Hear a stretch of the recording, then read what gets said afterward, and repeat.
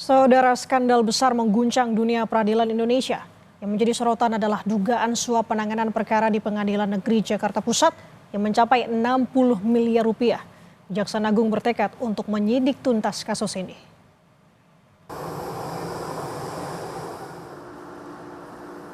Kejaksaan Agung berhasil mengungkap dugaan suap dalam penanganan perkara di Pengadilan Negeri Jakarta Pusat dengan nilai mencapai 60 miliar rupiah. Setidaknya sudah 11 orang ditetapkan sebagai tersangka, yakni terdiri dari 4 hakim, 1 panitera, 2 advokat, seorang dosen, seorang direktur pemberitaan media, dan seorang pegawai korporasi.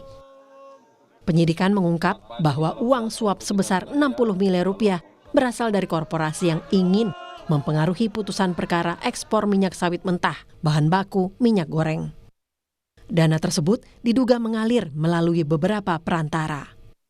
Sebelumnya, Kejaksaan Agung juga menyita sejumlah aset mewah yang diduga terkait dengan praktik suap dalam penanganan perkara di Pengadilan Negeri Jakarta Pusat.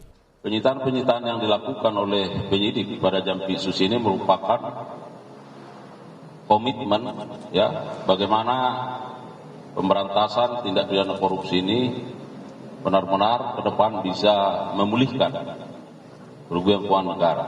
Jadi ini merupakan satu komitmen yang sudah digaungkan dan dilaksanakan oleh penyidik. Oleh karenanya saya kira ini menjadi hal yang baik, karena kita tahu bahwa tindak pidana korupsi sebagai tindak pidana yang luar biasa. Saya kira cara-caranya juga harus dilakukan dengan cara-cara yang luar biasa. Dari 11 tersangka, 3 diantaranya ditetapkan pada 21 April 2025. Tidak hanya terkait perkara ekspor CPO, namun juga diduga terlibat dalam perintangan penyidikan kasus dugaan korupsi PT Timah dan impor gula.